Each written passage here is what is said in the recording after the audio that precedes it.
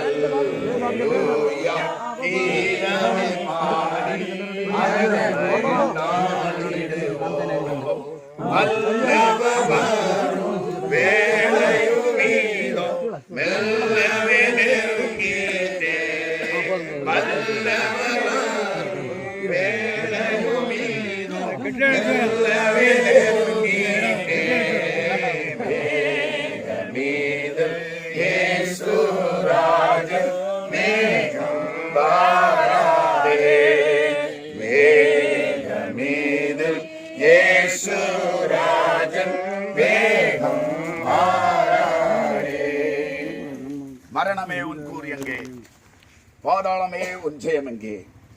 கர்த்தர்தாமே ஆரவாரத்தோடும் பிரதான தூதனுடைய சத்தத்தோடும் தேவ எக்காலத்தோடும் வானத்திலிருந்து இறங்கி வருவார்.